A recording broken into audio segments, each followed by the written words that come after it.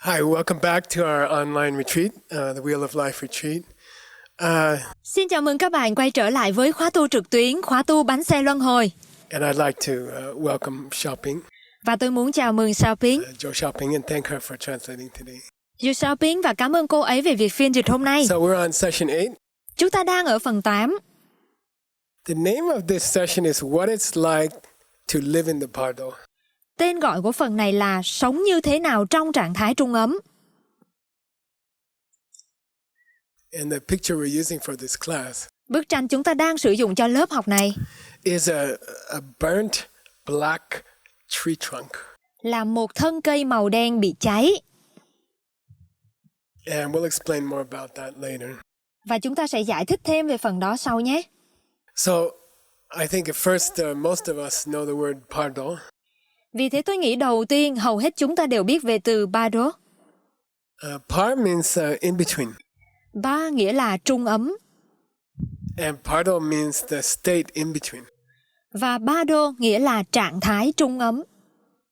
It means the state between after you die and until you are reborn. Nó có nghĩa là trạng thái ở giữa, sau khi các bạn chết và cho đến khi các bạn được tái sinh.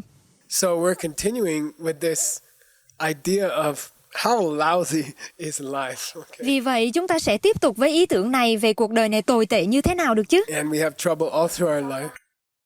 We have trouble all through our life. Chúng ta có phiền não trong suốt cuộc đời của chúng ta. And then also again in the Bardo we have the same trouble. Và sau đó một lần nữa trong trạng thái trung ấm chúng ta cũng lại có phiền não tương tự. So let's talk about what it's like to be in the Bardo. Vì vậy hãy nói về việc nó như thế nào ở trạng thái trung ấm. And I'm going to read from the Tibetan. I hope you will follow the Tibetan. Tôi sẽ đọc từ tiếng Tây Tạng. Tôi hy vọng các bạn sẽ theo dõi tiếng Tây Tạng. I know not all of you want to learn Tibetan, Tôi biết không phải tất cả các bạn muốn học tiếng Tây Tạng. but I'm trying to put a seed in your mind Nhưng tôi đang cố gắng đặt một hạt giống vào tâm trí của các bạn to read these very holy books, để đọc những cuốn sách vô cùng thiêng liêng này. to read the original. Việc đọc nguyên bản It puts a very deep seed in your mind. sẽ đặt một hạt giống rất sâu trong tâm trí của các bạn. And we will meet again in the next life Và chúng ta sẽ gặp lại nhau trong kiếp sau to study translation together. để cùng nhau nghiên cứu về chuyển ngữ. So I'm planting those seeds. Vì vậy tôi đang gieo những hạt giống đó. Now the second part of this discussion. Bây giờ phần thứ hai của sự thảo luận này là How is it that we go into the Bardo? nó như thế nào khi chúng ta đi vào trạng thái trung ấm? And what happens in the Bardo? Và điều gì xảy ra ở trạng thái trung ấm? Chisi Gakpa. Chisi Gakpa. Chisi is a special expression. Chisi là một biểu hiện đặc biệt. There are four kinds of sipas, Có 4 dạng Sipat and Chisi is one of them. và Chisi là một trong số chúng. In this case, si means kind of being. Trong trường hợp này, Si nghĩa là dạng tồn tại. And Chisi means the person or the being at the time of their death. Và Chisi nghĩa là con người hoặc sự tồn tại vào thời khắc cái chết của họ. So, Chisi Gakpa means ending. Gakpa có nghĩa là kết thúc. So, Chisi Gakpa means, the person is dying on their hospital bed. Vì vậy, Chisi Gakpa nghĩa là người đang hấp hối trên giường bệnh của họ. The person is dying, and then tu nyamdu Người đang hấp hối và sau đó du nhàm đú means at the same moment. nghĩa là tại cùng một thời khắc. Sangde tomen shindu means in the old days when they weigh food, for example, they will use a scale with two plates. Vào thời xưa khi họ cân thực phẩm, ví dụ như họ sẽ sử dụng một cái cân với 2 cái đĩa cân. And, as this plate comes down, Và các bạn biết đó, khi cái đĩa cân này đi xuống, this plate goes up. đĩa cân này đi lên. So they say the appearance Vì vậy họ nói hình dáng that you have mà các bạn có at the time of death, tại thời khắc của cái chết, your outer appearance, ngoại hình của các bạn, it starts to fade. nó bắt đầu mờ dần đi.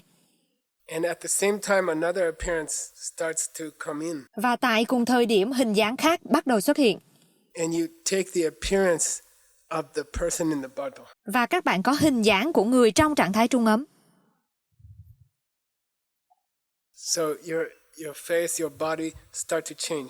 Vì vậy, gương mặt của các bạn, thân hình của các bạn bắt đầu thay đổi. Past the face and body you had when you were dying.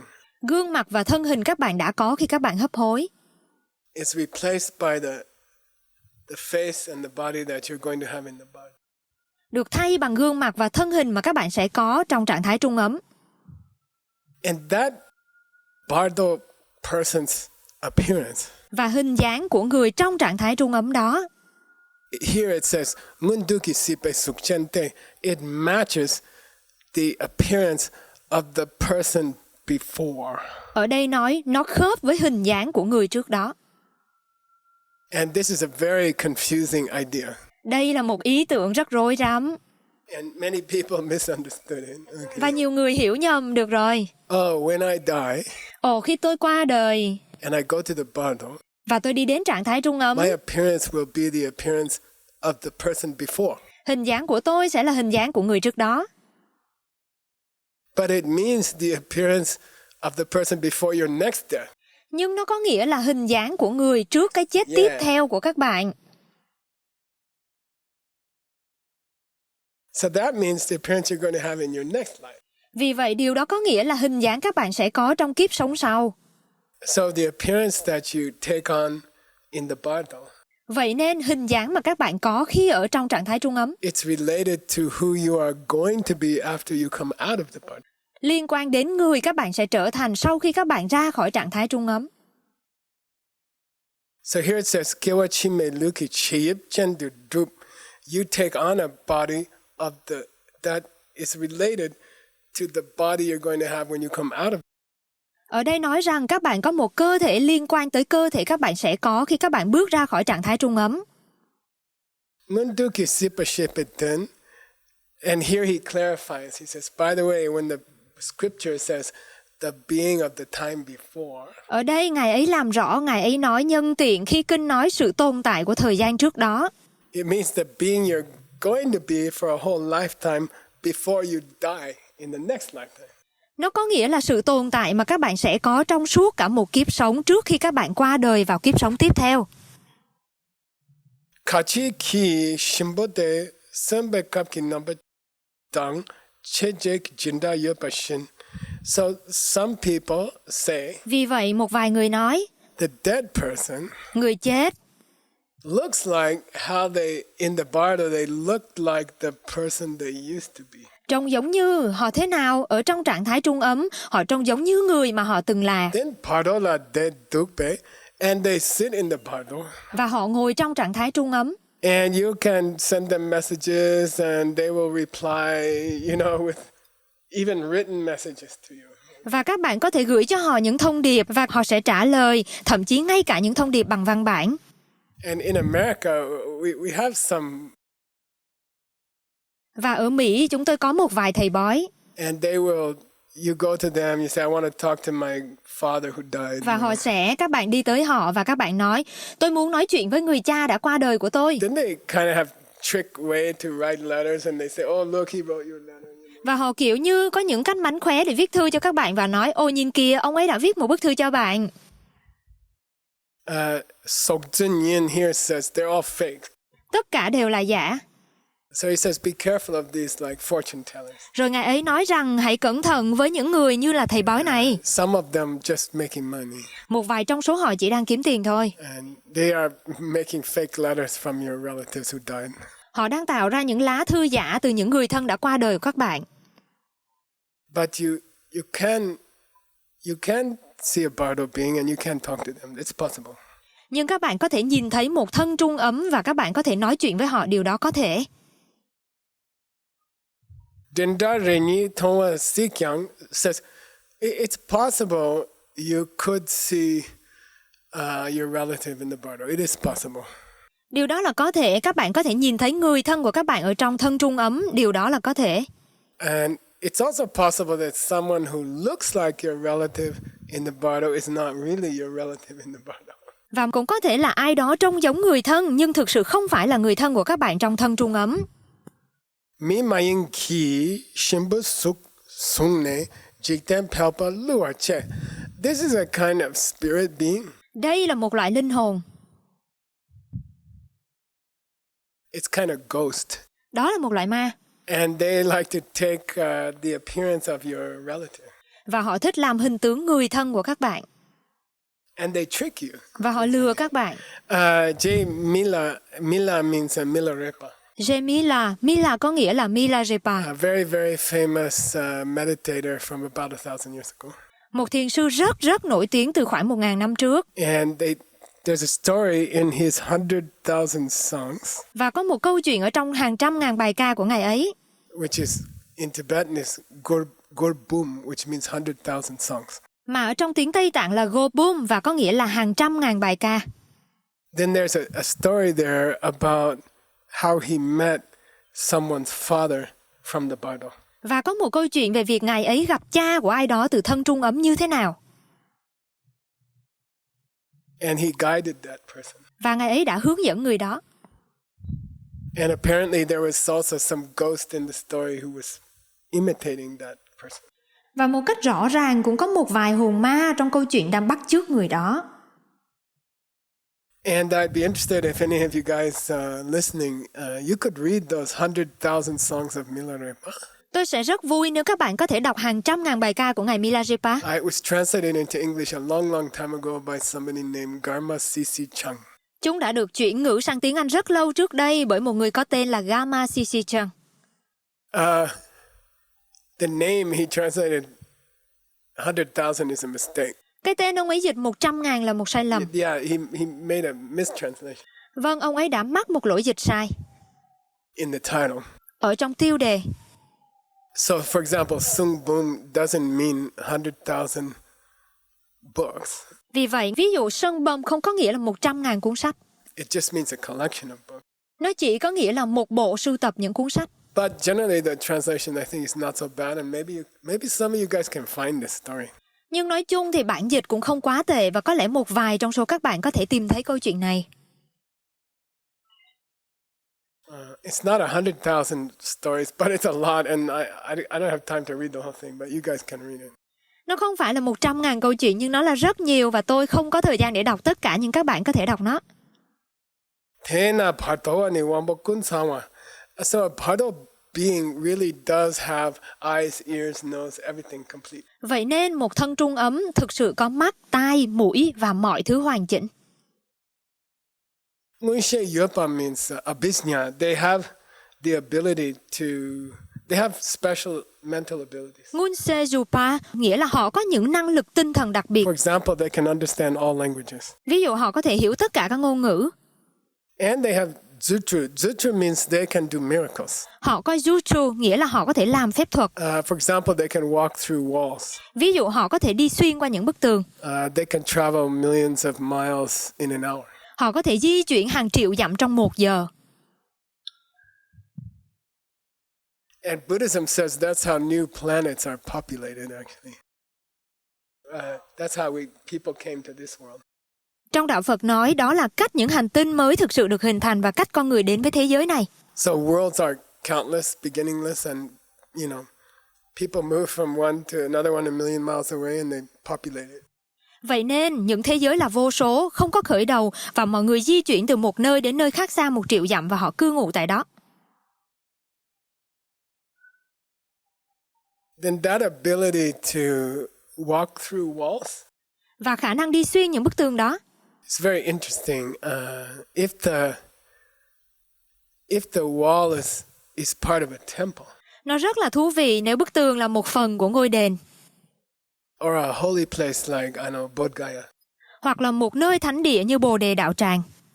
When they hit that wall, they cannot go through it. Any wall in the world they can walk through except that one. Khi họ chạm tới bức tường, họ không thể xuyên qua nó, bất kể bức tường nào trên thế giới, họ đều có thể xuyên qua ngoại trừ bức tường đó. So some wall that's connected to a holy place. Và một vài bức tường được kết nối với một thánh địa. It will stop them. Nó sẽ cản họ lại.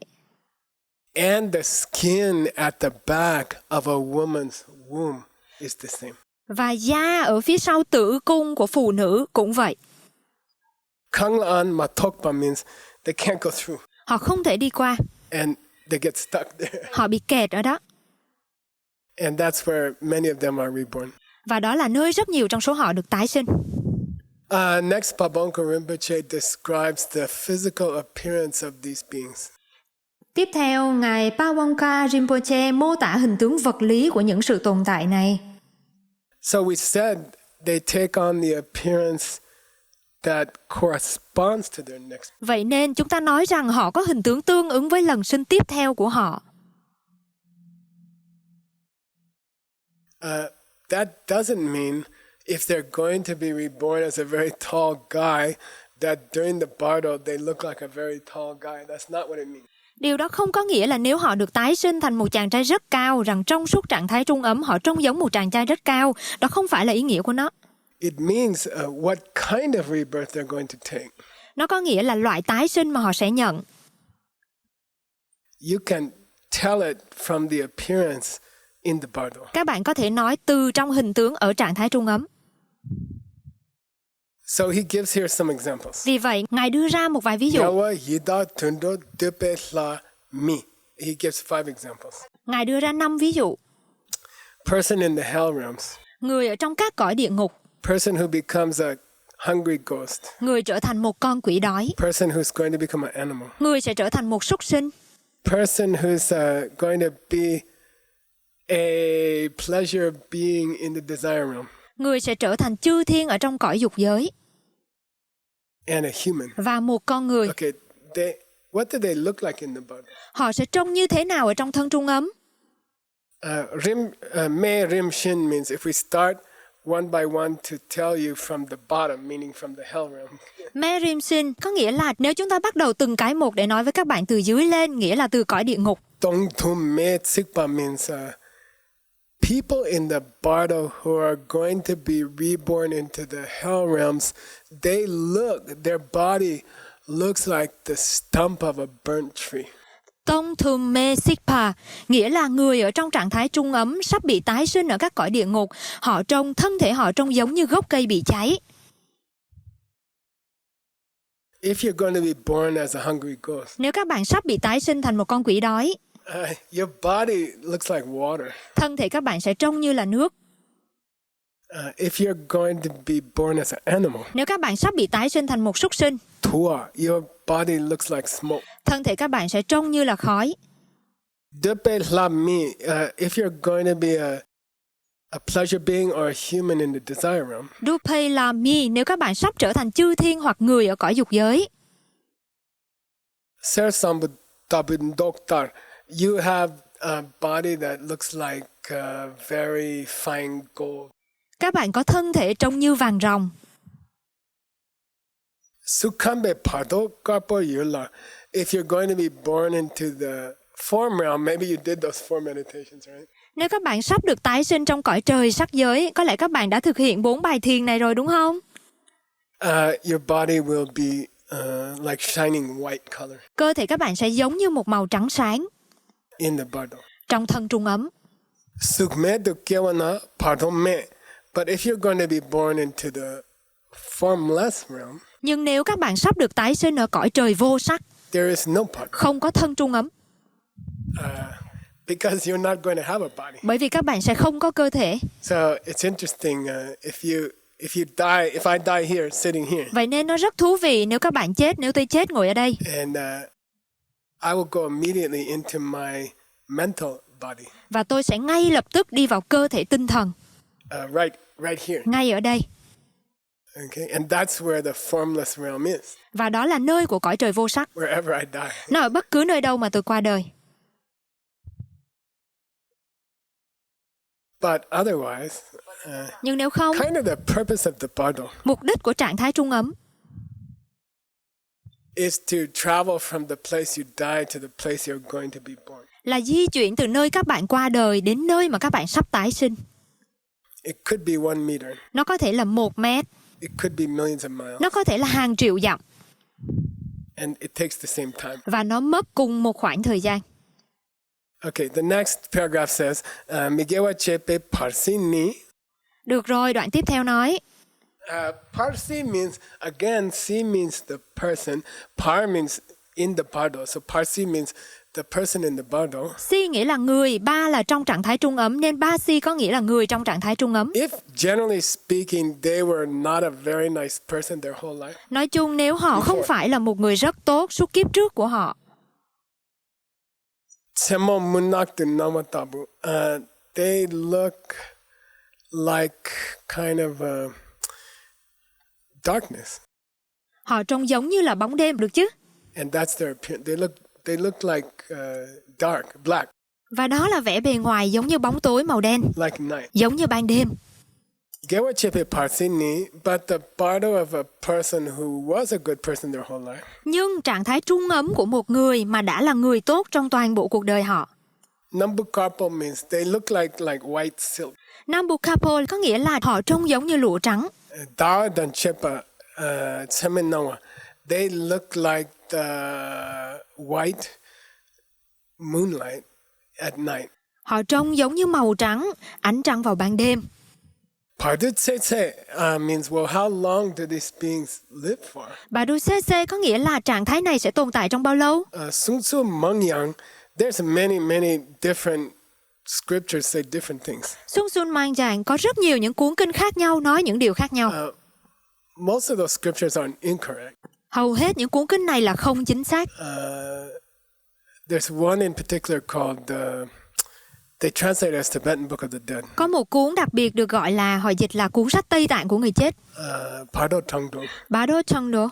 And in the tradition of Tsongkhapa, who is very strict about his authority sources. Và theo truyền thống của ngài Tsongkhapa, người cực kỳ nghiêm khắc về các nguồn gốc có thẩm quyền của mình. He says the original of that book. Ngài nói nguồn gốc của cuốn sách đó. Is this word here? It's they call fake. It's fake. Okay. Nó là giả. Sokjun. Sokjun. Yeah, it's just not correct. Nó chỉ không đúng thôi. So they would this tradition, Tsongkhapa's tradition would say, that book is not correct about the bardo. Vì thế truyền thống này, truyền thống của ngài Tsongkhapa nói cuốn sách đó không đúng về trạng thái trung ấm. Pelcher Shakdindu Shepa, but most of the great books. Nhưng hầu hết những cuốn sách vĩ đại. Chime Soshak Yinda, it says that bardo being always lives for 7 days. Nó nói trạng thái trung ấm đó luôn tồn tại trong 7 ngày. Cannot live for more than 7 days. Chúng không thể tồn tại nhiều hơn 7 ngày. Then there's a funny debate. Pabonka says, I wonder which kind of day they're talking about. Sau đó có một cuộc tranh luận hài hước ở đó, ngài Pabonka nói, tôi tự hỏi họ đang nói về loại ngày nào. Because a day in the hells or a day for the pleasure beings can be 1,000 years, of human years. Bởi vì một ngày ở các địa ngục hoặc một ngày cho chư thiên có thể là 1.000 năm của con người. And he says Chimatsu Shak means one day and night, 24 hours. Yinda means my opinion. Ngài nói một ngày và đêm hoặc 24 giờ. It's 7 days of where you're going to. Đó là 7 ngày của nơi nào các bạn sẽ đến. But he's not totally sure. Yinda means, but I'm not totally. Nhưng ngài không chắc. Yinda là tôi hoàn toàn không chắc chắn. But traditionally, in a Buddhist monastery, for example. Nhưng theo truyền thống ở trong tu viện Phật giáo chẳng hạn. We count 7 days. Chúng tôi tính 7 ngày. And we start from the day that the person died. Và chúng ta bắt đầu tính từ ngày mà người đó qua đời. So if they died at 1 minute to midnight on Tuesday. Vì thế nếu họ qua đời vào 1 phút tới nửa đêm ngày thứ ba. 1 minute before midnight on Tuesday night. They die at 11:59 at night. 1 phút trước nửa đêm vào đêm ngày thứ ba, họ qua đời lúc 11:59 đêm. Still we count that as number 1 when we count 7 days. Chúng tôi vẫn tính đó là ngày 1 khi chúng ta đếm 7 ngày. And I had an opportunity on a long plane flight once. I talked to my own teacher. Và tôi có một cơ hội trong một chuyến bay dài, tôi đã nói chuyện với thầy tôi. Who again was a disciple of Pabonka Rinpoche and Pabonka Rinpoche's heart disciple Trijang Rinpoche. Người một lần nữa là đệ tử yêu quý của ngài Pabonka Rinpoche, ngài Trijang Rinpoche. And I asked him many questions about these bardos. Và tôi đã hỏi Ngài ấy rất nhiều câu hỏi về trạng thái trung ấm này. And he gave me some great answers. Và Ngài ấy đã cho tôi một vài câu trả lời tuyệt vời. And I put all of those into a kind of a question and answer paper. Và tôi đã đưa tất cả những câu này vào tờ giấy hỏi và đáp. And we're going to offer it on this broadcast. Và chúng tôi sẽ cung cấp nó ở chương trình này. There'll be a link that you can click on. Đó sẽ là một đường dẫn các bạn có thể nhấp vào. And you can go to that explanation by my teacher. Và các bạn có thể đi tới phần giải thích của thầy tôi.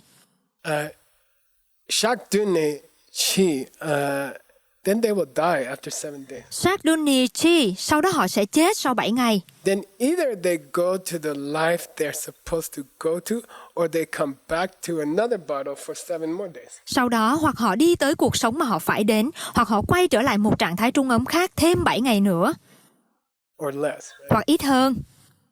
So let's say they're in the bottle for 10 days. Vì vậy, hãy nói rằng họ sẽ ở trạng thái trung ấm đó trong 10 ngày. After the first 7 days, they will die. Sau 7 ngày đầu tiên, họ sẽ chết. They will come back to that bottle Họ sẽ quay trở lại trạng thái trung ấm đó for 3 more days. thêm 3 ngày nữa. Then they die and become whatever they're supposed to. Sau đó họ chết và trở thành bất kỳ điều gì họ phải trở thành. So he calls it, here he has a funny name. He calls it Chi Chung Re. He means mini death, mini death. Ngài ấy gọi nó với một cái tên ngộ nghĩnh là Chi Chung Re, nghĩa là cái chết nhỏ. They have bardo mini deaths Họ có cái chết nhỏ trạng thái trung ấm every 7 days. mỗi 7 ngày. And kene manyetse, and if they don't find the rebirth that they're supposed to have, Và nếu họ không tìm thấy sự tái sinh mà họ phải có, len dunki pardeta chi chung re che sung. The great books say, những cuốn sách vĩ đại nói rằng, and for example, the Abhidhamma Kosha, which is one of the greatest books of Buddhism. và ví dụ cuốn Vi Diệu Pháp, một trong những cuốn sách vĩ đại nhất của Đạo Phật. And if you're really interested about the bardo, Nếu như các bạn thực sự hứng thú về trạng thái trung ấm, you should read Stanley's translation of the Abhidhamma. các bạn nên đọc bản dịch của Stanley về cuốn Vi Diệu Pháp. And that's completely correct. Và điều đó hoàn toàn chính xác. It's about almost 2,000 years ago. Nó đã gần 2.000 năm tuổi rồi. And that's a better source to read than the Tibetan Book of the Dead, which has many false views in it. Và đó là một nguồn tốt hơn để đọc hơn là cuốn sách Tây Tạng của người chết có nhiều quan điểm sai lệch trong đó.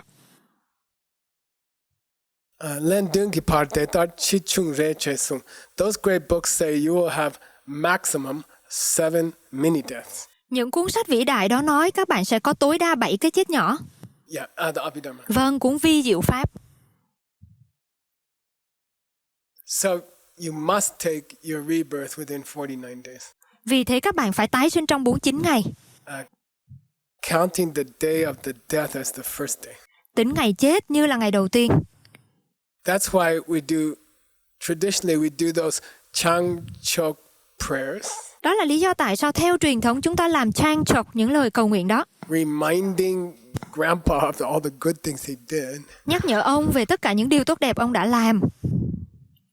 Traditionally, we do those prayers on the 7th day after death, counting the death day as the first day. Theo truyền thống, chúng ta làm những lời cầu nguyện đó vào ngày thứ 7 sau khi chết, tính ngày chết là ngày đầu tiên.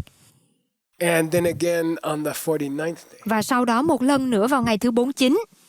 Because within that time period, bởi vì trong khoảng thời gian đó, they must go on to their next life. Họ phải đi tiếp đến cuộc đời tiếp theo. And the seed must be activated for that next life. Và hạt giống phải được kích hoạt cho cuộc đời kế tiếp. Sorry, not activated. It must open for the next life. Xin lỗi, không phải kích hoạt, nó phải nở ra cho cuộc đời kế tiếp. Yeah, it's activated as they die, right? From the past life. Nó được kích hoạt khi họ chết từ kiếp trước. Their last awareness of that life. Nhận thức cuối cùng của họ về cuộc sống đó.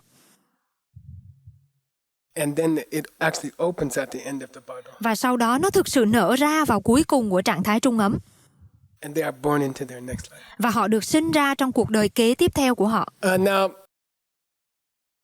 we didn't learn these things in school or in university. Princeton doesn't have a course on bardo. Và bây giờ chúng ta không học những thứ này ở trường hay trong trường đại học. Trường Princeton không có khóa học về trạng thái trung ấm. But everyone has to die. Nhưng mà ai cũng phải chết. Everyone goes through this bardo, Tất cả mọi người đều đi qua trạng thái trung ấm này. and it's important to study it, Và điều quan trọng là nghiên cứu nó. and it's important to learn it. Và điều quan trọng là học nó. There's a joke in the monastery. Có một chuyện vui ở trong tu viện. If you know you're going on like I used to go there to debate in the Geshe Nếu course, các bạn biết các bạn đang tham gia như tôi từng đi tranh luận trong khóa học tiến sĩ. and I remember on the day I was coming back to America, I would debate in the morning, and then I would run to the airport and come back. On the day I have to leave the monastery to come back to America, I will still debate in the morning. Và vào ngày mà tôi phải rời tu viện trở về Mỹ, tôi vẫn tranh luận trong buổi sáng và sau đó tôi chạy tới sân bay và sau đó quay lại. And I remember the monks used to ask me, well, you're gonna leave today. Why are you debating in the morning? Và tôi nhớ các thầy tu hỏi tôi, bạn sẽ rời đi hôm nay, tại sao bạn lại tranh luận vào buổi sáng? Just go get your suitcase ready. Hãy đi chuẩn bị hành lý của mình sẵn sàng đi. So we're all gonna die. Vì vậy tất cả chúng ta sẽ chết. It might be today. Nó có thể là ngày hôm nay. Get your suitcase ready. Hãy chuẩn bị hành lý sẵn sàng. Study the bardo. Nghiên cứu trạng thái trung ấm. We don't know if we're gonna enjoy the money or the family we have next week. We don't know if we will still be here. Chúng ta không biết liệu chúng ta sẽ tận hưởng tiền bạc hoặc gia đình chúng ta có vào tuần tới. Chúng ta không biết liệu chúng ta sẽ vẫn ở đây. But sooner or later we have to go to the barn. Nhưng sớm hay muộn chúng ta sẽ phải đi tới trạng thái trung ấm. So let's pack our suitcase. Vì thế hãy đóng gói hành lý của mình. Let's get ready for that. Hãy sẵn sàng cho điều đó. Okay, see you in the next online session, which is number 9. Được chứ, hẹn gặp các bạn trong phần trực tuyến tiếp theo, đó là phần 9. And thank you for translating, Shampoo. Và cảm ơn bạn đã phiên dịch.